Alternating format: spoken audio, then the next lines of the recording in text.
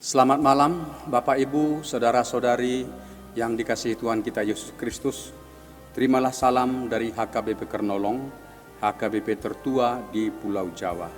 Sebelum kita beristirahat malam hari ini, sejenak kita mendengarkan firman Tuhan. Marilah kita mempersiapkan diri, kita berdoa. Allah Bapa Tuhan kami bersyukur kepadamu, karena Engkau telah memelihara hidup kami, dan memberkati kami bekerja sepanjang hari ini. Saat ini kami mau merenungkan firman-Mu. Kami mohon kuasa Roh Kudus memampukan kami untuk mengerti dan juga melakukan firman-Mu di dalam kehidupan kami. Kami berdoa dalam nama anak-Mu Tuhan Yesus Kristus. Amin. Renungan malam bagi kita sesuai dengan nas bacaan malam dalam Almanak HKBP, tertulis dalam kitab 2 Raja-Raja pasal 18, ayat 13 sampai dengan ayat 37. Sebagai ayat pembimbing renungan, yaitu ayat 30, beginilah firman Tuhan. Janganlah Hizkia mengajak kamu berharap kepada Tuhan dengan mengatakan, tentulah Tuhan akan melepaskan kita, dan kota ini tidak akan diserahkan ke dalam tangan Raja Asyur. Tema renungan kita adalah sungguh Allah pasti menyelamatkan kita. Sahabat renungan malam Salum, Hizkia anak Ahaz naik tahta kerajaan Yehuda pada usia 25 tahun. Perilakunya sangat berbeda dari perilaku ayahnya Raja Ahaz. Ahaz dikenal sebagai Raja Yehuda yang jahat di mata Tuhan, karena ia tidak beribadah kepada Allah, melainkan beribadah kepada Baal dan berbagai berhala-berhala, sesembahan bangsa-bangsa kafir. Ahaz mendirikan banyak patung dewa dan mezbah pembakaran kurban bagi berhala tersebut. Ahaz bahkan mempersembahkan anak-anaknya sebagai korban bakaran untuk menyenangkan hati dewa yang dipujanya. Dengan demikian Ahaz menyesatkan bangsa Yehuda menjadi penyembah berhala, sebab perilaku raja itu diikuti oleh rakyatnya. Itu dapat kita baca dalam kitab 2 Raja-Raja pasal 16 ayat 1 sampai dengan ayat yang keempat. Tetapi Hizkia tidak mengikuti jejak buruk ayahnya. Hizkia dari awalnya telah bersikap takut akan Tuhan dan beriman yang teguh kepada Tuhan. Dengan tegas Hizkia menumpas penyembahan berhala dari kerajaan Yehuda. Ia memerintahkan agar semua tugu-tugu berhala, patung-patung dewa dan mezbah-mezbah penyembahan berhala dihancurkan.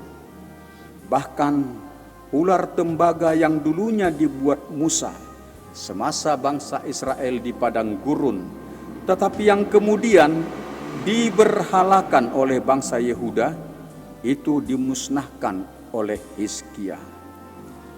Penyembahan berhala menjadi hal yang terlarang di kerajaan Yehuda. Umat Yehuda pun mengikuti Raja Hizkia beribadah kepada Allah di dalam bait Allah. Karena Hizkia beriman kepada Tuhan Allah dan setia menuruti perintah-perintah Tuhan, maka Tuhan menyatakan kasih, berkat, dan pertolongannya bagi Hizkia. Dalam ayat 7 sampai dengan ayat 8 dikatakan, maka Tuhan menyertai Hizkia. Kemanapun ia pergi berperang, ia beruntung, beroleh kemenangan. Ia memberontak kepada Raja Asyur dan tidak takluk lagi kepada Raja Asyur. Hizkia mengalahkan orang Filistin sampai ke Gaza dan memusnahkan daerah-daerah orang Filistin, baik menara-menara penjagaan maupun kota-kota yang berkubu. Dalam tahun ke-14 zaman Raja Hizkia, majulah Sanherib, Raja Asyur, menyerang segala kota berkubu negeri Yehuda dan merebutnya. Kerajaan Asyur sangat besar pada masa itu.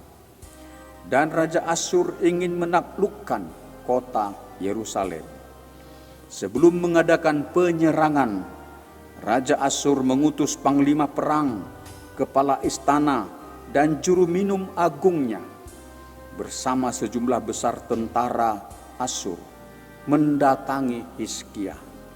Dan di tengah-tengah kota Yerusalem, utusan Raja Asyur itu berteriak-teriak kepada orang ramai, menyuarakan pesan-pesan Raja Asyur yang mengintimidasi bangsa Yehuda.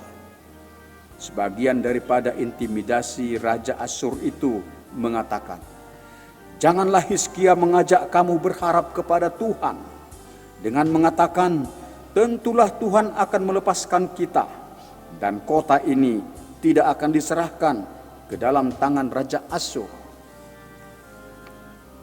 Kata-kata intimidasi itu sangat merendahkan kekuasaan Tuhan Allah.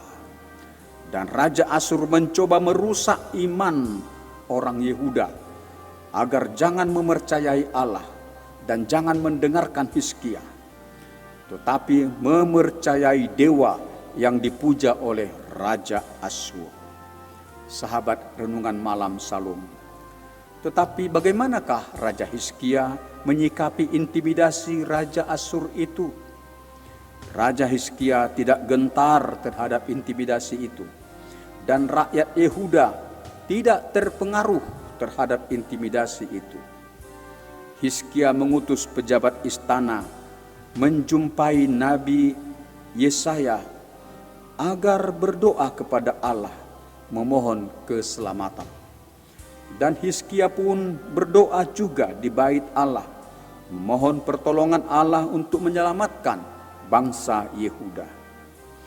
Hizkia mempercayai bahwa Allah adalah sumber pertolongan dan sumber keselamatan bagi umatnya. Allah pasti bertindak menyelamatkan bangsa Yehuda, dan Allah pun mendengarkan doa Nabi Yesaya dan Raja Hizkia. Pada malam itu, Allah mengutus seorang malaikat membunuh 185.000 prajurit Asyur di perkemahan mereka di luar tembok Yerusalem. Raja Sanherib pulang dengan malu ke Niniwe, dan saat ia di kuil menyembah dewa Nisroch, ia dibunuh oleh anaknya. Saat kita dalam kesusahan, dalam keadaan sakit yang berat, atau menghadapi kesulitan yang sangat menekan hidup kita, iblis datang mencobai agar kita meragukan pertolongan Tuhan. Itu adalah semacam intimidasi terhadap iman kita. Dan mungkin juga pikiran kita meragukan perhatian Allah akan menolong kita. Tetapi baiklah kita melawan dan menolak segala hal yang mencoba mempengaruhi pikiran kita untuk meragukan kasih Allah. Kita harus mempercayai sepenuhnya bahwa sungguh Allah pasti menolong, pasti memberkati dan menyelamatkan kita. Maka kita harus berseru dan mengandalkan kasih Tuhan serta kuasa Tuhan di dalam kehidupan kita. Firman Tuhan dalam kitab Yeremia pasal 17 ayat yang ke-7 mengatakan, "Diberkatilah orang yang mengandalkan Tuhan, yang menaruh harapannya pada Tuhan." Demikianlah renungan bagi kita malam hari ini. Tuhan Allah Bapa memberkati kita. Marilah kita berdoa. Dimuliakanlah nama-Mu ya Allah Bapa. Kami bersyukur karena kami telah mendengar firman-Mu. Tolong dan kuatkan kami dengan kuasa Roh Kudus, agar kami senantiasa mempercayai bahwa sungguh Allah pasti menolong dan menyelamatkan hidup kami.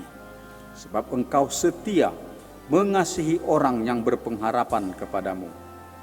Ya Allah Bapa, berkatilah jemaat-Mu, mereka yang sakit, yang dirawat di rumah sakit, atau yang dirawat di rumah, agar mereka sembuh dari sakit mereka. Berkati dan lindungi semua pelayan kesehatan dalam menjalankan pelayanan kesehatan bagi para pasien. Berilah penghiburan bagi yang berduka. Engkau melepaskan mereka dari kesesakan dan menganugerahkan sukacita besar bagi mereka. Pelihara hidup kami pada istirahat malam hari ini. Engkau menjauhkan mara bahaya dari kami. Bangunkan kami esok pagi dan berkati kami melakukan berbagai pekerjaan kami, agar kami berhasil dalam pekerjaan kami.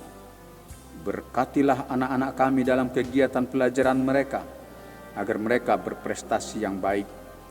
Terpujilah nama-Mu ya Allah Bapa. Dalam nama anak-Mu Yesus Kristus kami berdoa. Amin.